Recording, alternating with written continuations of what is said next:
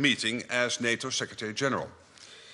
And it will be the first time that our Indo-Pacific partners, Australia, Japan, New Zealand, and the Republic of Korea, join us in this format. As in the past, we've also invited the EU, a testament to our unique partnership. And I'm looking forward to welcoming Minister Umerov at a session of the NATO-Ukraine Council, where he will brief us on battlefield developments and Ukraine's urgent needs. Since taking office, I've made clear that strengthening our alliance, deterrence and defense is my top priority. We need to move further and faster to meet the growing threats we face. This requires more forces, capabilities and investment to meet the ambitious targets set by our defense plans. Expanded defense industrial capacity, more robust supply chains, and leveraging new technologies to ensure that we remain resilient across all domains. We have already made progress across all these lines of effort, but more really needs to be done.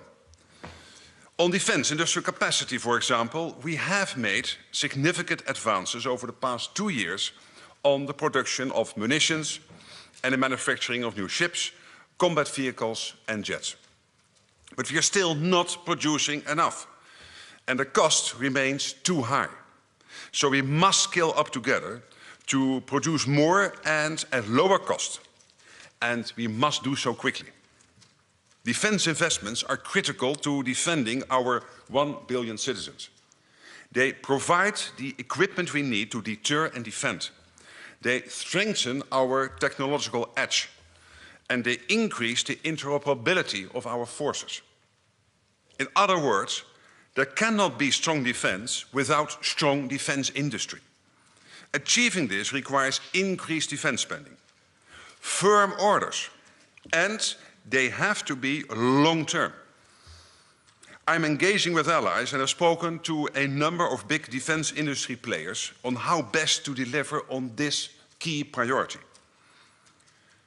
I also expect that ministers will greenlight a new NATO initiative to improve standardization. Standards underpin our ability to fight together, and better implementation of standards can help reduce costs of defense procurement. So this is essential work for NATO. Just 2 weeks ago, I made my first official trip as Secretary General. The destination was Kyiv. There, I reaffirmed that NATO stands shoulder to shoulder with Ukraine now and into the future. We are working, and with urgency, to deliver a new NATO command to coordinate security assistance and training for Ukraine. More support to build Ukraine's future forces. A financial pledge of at least 40 billion euros of military aid within a year. And initiatives to support Ukraine on its irreversible path to NATO membership. Early this week, I visited the new command that is being set up in Wiesbaden, Germany, where I met with staff who will be coordinating international security assistance to Ukraine. Work has started, and we expect the command to become fully operational in the coming month. This will enable allies to provide more coordinated and consistent support for Ukraine for the long term. On the financial pledge, I'm delighted to report that we are firmly on track to delivering the 40 billion pledged for the coming year as agreed in Washington. I can announce today that NATO allies committed 20.9 billion euros in military assistance to Ukraine during the first half of 2024. And allies are on track to meet their commitments for the rest of the year. So the message is clear. NATO is delivering for Ukraine, and we will continue to do so. Defense ministers will also review the status of NATO's current operations and missions in Kosovo and Iraq. The situation in the Western Balkans remains concerning, with secessionist threats in Bosnia and Herzegovina, a fragile security situation in Kosovo, and little progress made in the EU-facilitated Belgrade-Pristina dialogue. Russia is also seeking to undermine democracies in the region with cyber and hybrid threats, including disinformation, using internal vulnerabilities to sow divisions. For over 2 decades, KFOR has maintained a safe and secure environment for all people in Kosovo and freedom of movement. NATO's commitment to KFOR remains strong today. And in the Middle East, at the request of Iraqi authorities, we have broadened the scope of our support for Iraq's security institutions. And we continue our engagement through NATO mission Iraq to promote security and stability. Finally, I'm looking forward to exchanging views on the current global security situation with our Indo-Pacific partners and the EU. The growing alignment of authoritarian actors like China, Russia, North Korea and Iran is undermining stability in the Euro-Atlantic and in the Indo-Pacific regions. In this more interconnected world, it is vital that we tackle our shared security challenges together. The expanded presence at the NATO table tomorrow demonstrates our commitment to working with our like-minded partners to defend our values and interests. We are particularly looking to increase cooperation in the areas of innovation, supply chain and defense industrial production. And with that, I'm ready to take your questions. Thank you. We'll start with Interfax. Third row. Thank you, Farah. Secretary General, News Agency Interfax, Ukraine, Irina Sumer.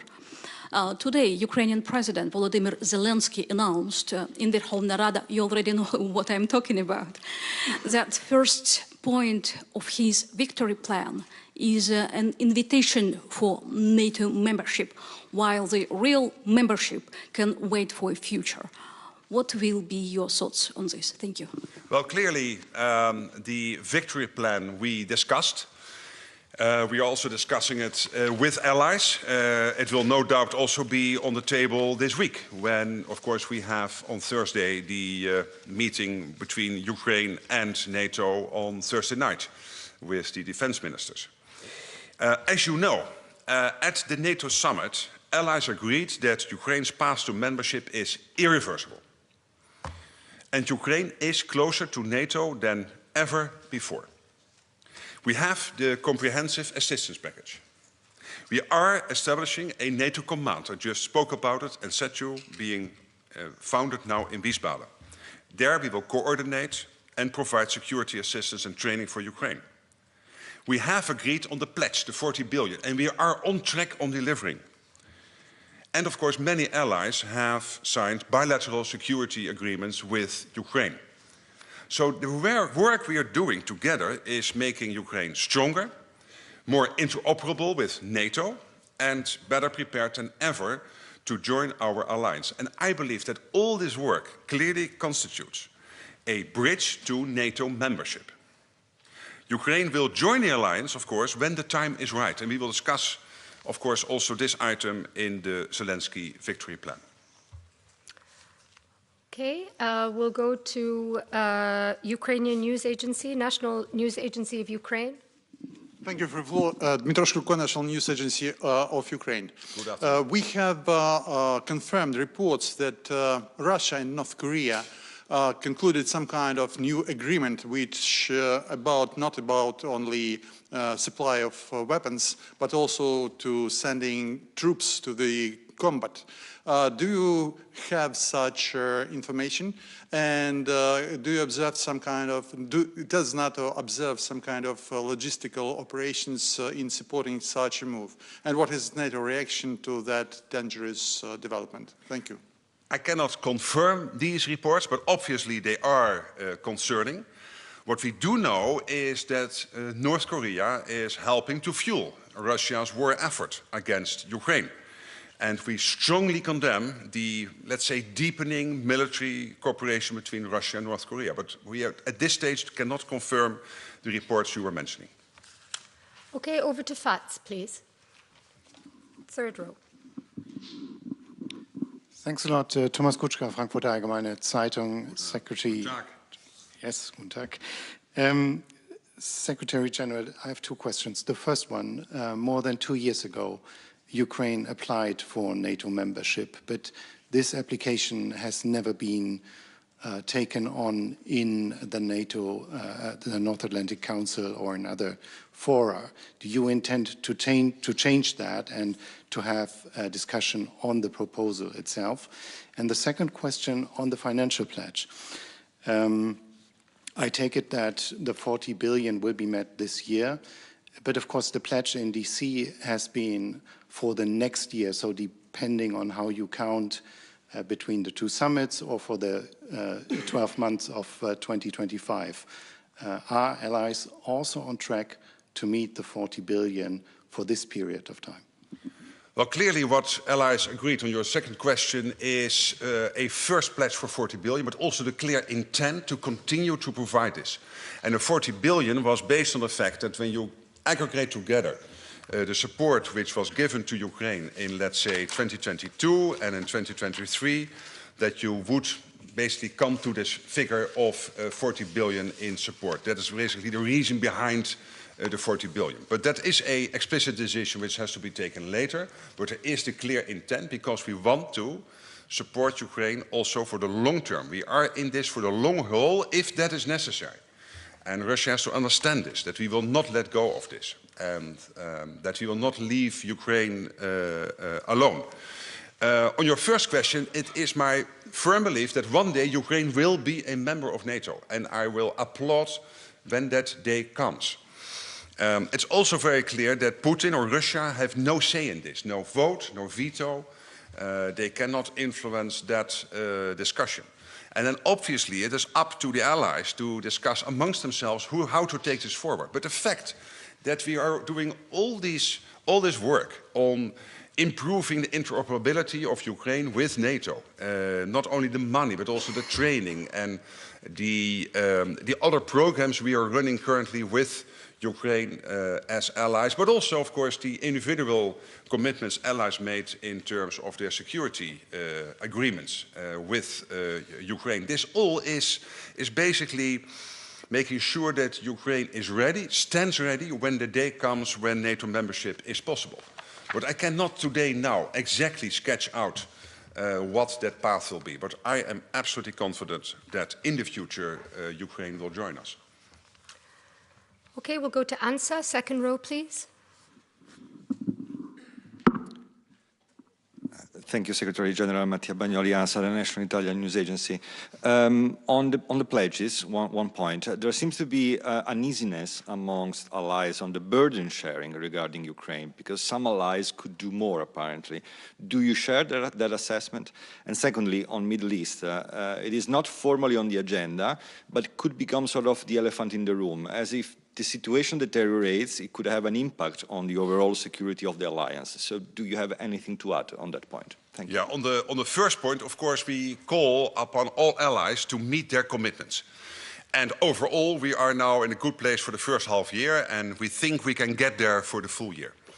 I'm not going to release exactly what type of amount of money each country is doing, but internally we are completely transparent about that, because that is important also for allies amongst themselves to hold the other accountable and saying, hey, we are doing more, you are doing not enough, could you please step up? But as a whole, we are above the 20 billion, we are at 20.9 billion. On the Middle East, as my predecessor said, we cannot solve everything in the world. And this is, of course, a highly worrying situation, which is now taking place in Gaza, in Israel, and Lebanon. We know that allies are on an hour-to-hour basis trying to navigate the crisis. Obviously, we talk about it amongst ourselves, but it is not an issue on the agenda, because in the end, NATO is a transatlantic partnership. Obviously, there is a link to NATO through what we are doing in Iraq to make sure that our people there helping the Iraqi government to build the Iraqi armed forces and to do everything Iraq has asked us to do, that they are safe and can work as good as possible and as safe as possible. Okay, Wall Street Journal, please. Thank you very much. Secretary General Dan Michaels, Wall Street Journal. Two questions. With the AP4, what do you expect to accomplish at the meeting? And separately, you mentioned about NATO standards. NATO's been working for decades to standardize. It has lots of standards and doesn't follow them. Why do you think you can make progress now when you haven't in the past? Thank you. Well, on the first question, of course, it's extremely positive that these 4 countries are participating more and more with NATO allies because of the simple fact that security threats in the Indo-Pacific, of course, have a link to what is happening here, and you cannot simply divide the world. And now the question is how to deepen that partnership. And some of the things we are looking at for this week is to discuss how we can work together on industry production, how we can work together on innovation, how we can learn from each other more generally, so that we really deepen that partnership. That will, of course, has started before, but it is important that not only the meeting is the message, but that there is more and more content to that relationship. And when you look at the individual partners, Australia, New Zealand, Japan and South Korea, what they are adding already, also bilaterally with allies in NATO, is really considerable. The second question, the standards, you're absolutely right. This is not easy, but it is quite crucial because there is a link to innovation, there is a link to industry, there is also a link, therefore, to our deterrence and defense. And I'm absolutely convinced, of course, Ukraine, crucially up there as a main priority. But when you talk about defense and deterrence, we have to get industrial production going. We have to explain to companies why they can put in extra shifts, can build extra production lines. And therefore, we need to basically use every lever we have. And standardization will help here. Also, of course, in a situation in which NATO countries have really to go to war, if that would happen. Hopefully not. That you know that you're totally interoperable and that the standards are there. But you're right, it's not easy, but this is something I have come to the view over the last couple of years, but also in the first couple of weeks here, that more and more allies understand that this is urgent. And we cannot any longer continue as we did by basically being too slow on standardization. That's why I believe that this week we will take some decisions on that. Fuji TV, please. Thank you very much, Secretary General. Fuji Television, Yamagishi from Japan. Also the question about the IP4, why do you think it is necessary now to meet those countries at this timing? And also, are you planning to reach any joint statement or declaration or any other agreement at the end of the meeting? Thank you. Well, what we aim to do, basically, and probably we will then bring that out in press releases, etc. And also I think the 4 partners will clearly speak with you and other representatives of the media. But it is important that we take that we start to sketch out what the next step should be in terms of building that relationship between the 4 partners in the Indo-Pacific, Australia, New Zealand, Japan and South Korea, and NATO allies. When you are from Japan, and Japan, for example, but this is the same for the other 3. You are a long-standing partner. This is not new. Yes, okay, since a couple of years, leaders participate in NATO summits, and this will be the first time defense ministers or high officials participating in a NATO defense ministers meeting. But why is this logical? Because Japan, for example, and NATO, we share the same values. We face many of the same challenges. You have shown extremely strong solidarity with Ukraine. You have contributed substantially to NATO's Ukraine fund. Of course, we share concerns about China's heavy military buildup. So on all these issues already, also bilaterally between allies, but also NATO and Japan, we are working. And again, I could say the same for New Zealand, South Korea and Australia, with maybe different points of emphasis, but generally that this relationship is longer in the making. It's not just happening a couple of years ago, starting and now. But it is important that we take it to the next step, I believe, because there are so many opportunities. No, I must say, my background was in the EU, as you know, and we produced endless amounts of statements. But my experience is that statements are not. More important is that you come to the same page, that you, when you get out of the meeting, you all feel that there is this added benefit. And I'm absolutely convinced that when you will speak to the Japanese minister leaving the meeting, that he will sense, because of all the input Japan already has given to the whole process, that this is very useful. Okay, Deutsche Welle next, please. Thank you very much, Secretary General Alexandra von Nahm, Deutsche Welle, Germany's international public service broadcaster. Thank you. Following up on what my colleague just asked, what kind of message do you want to send to Beijing by hosting the ministers from the Indo-Pacific partner countries here in Brussels? And one more clarification maybe on Zelensky's victory plan. Do you fully support this plan, and how do you see the path forward? Thank you. Yeah, well, on the victory plan, this is clearly Ukraine's victory plan, which we, of course, take note of. We will discuss. There are many items on that agenda which we will have to really deepen out, understand what is behind it. This is something which will take place behind closed doors, also with allies. So I will not comment on every element in the plan, but it is of course a strong signal from Zelensky and his team that they designed this plan, that they are now taking it forward. That doesn't mean that I here can say I support the whole plan. That would be a bit difficult because there are many issues, of course, you have to understand better, and you will have maybe some different views on particular aspects of the plan. But that doesn't say that we are not standing squarely behind Ukraine in making sure that Putin is not getting his way and that Ukraine prevails in this war with Russia. Yes, then on the Indo-Pacific, there is a clear sign of this deepening cooperation for a reason, and that is, yes, for example, you mentioned China. Yeah, China and Iran, but also in the region North Korea, they are fueling Russia's war of aggression. So that is a clear concern to NATO allies, but also to the four partners in the Indo-Pacific. They are, the four of them, challenging, obviously, security, both here in the Euro-Atlantic, but also, again, in the Indo-Pacific. And as I said, what happens here or in the Pacific directly influences what happens in the other part of the world. So therefore, you need to work together. This week, I think we will take work forward on how we can support Ukraine. We will discuss, as I said, new technologies and industry, probably also focusing somewhat more on artificial intelligence. Countering disinformation is a big item on our agenda. And of course, cyber defense.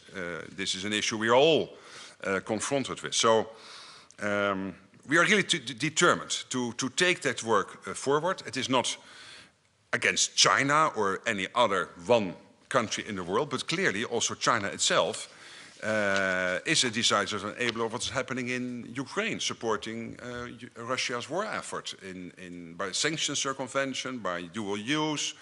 That has an impact, of course, also on China's standing in the world. But this partnership with the AP4 is not only about China. It is a broader partnership acknowledging that our two regions are interconnected. Okay, we'll go to the lady in the third row. White jacket, yes. Lirdona Gashik, Langosova, Pristina, based on Kosovo. Thank you very much. What is your views on Russian influence on the Western Balkans, including along the administrative boundary line, and the role of the KFOR as police of Kosovo? Those days has said the Serbian gendarmerie has been near the border in the Mirdare. And I wanted to know your views on the importance of KFOR at this critical juncture for Kosovo security. Thank you very much. KFOR is there and will stay. So that on your last point, and more generally, let's not be naive. Russia is, as we know, and we can see, and you can see, is seeking to undermine democracies in the region. We know for a fact that cyber and hybrid threats are absolutely there, and you are confronted with them, and disinformation is there. And we know that they try to use the internal vulnerabilities to sow the division and therefore make it more difficult. For example, for Pristina and Belgrade to get to some sort of discussion. For other parts of the region to make sure that they prevent secessionist movements to move forward. This is what Russia is always doing, trying to steer difficulty. And what we have to do is remain calm and focused. And KFOR is doing that. NATO is doing that. I know that our partners on the Western Balkans are doing it. I was so happy that you had the meeting in Berlin. I think it was on Monday or Tuesday with Olaf Scholz and others in the German administration. So that's all testimony that, yes, they are trying to interfere in the Western Balkans, the Russians, but we will not let ourselves be deflected by that. We will stay concentrated on this. Okay, thank you. We'll go to AFP at the back there.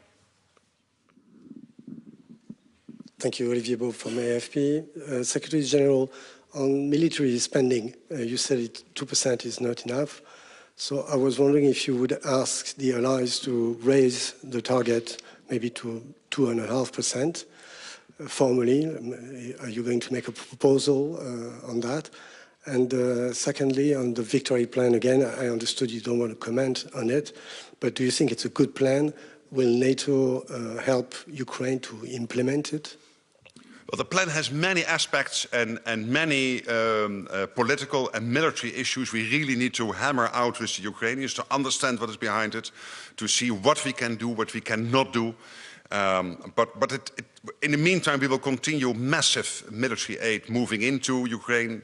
Russia has to understand we will keep on doing that as long as they continue the war effort. The war is at this moment having a considerable impact on Russia when we look at the many casualties every day, even if they make some small progress now in the east.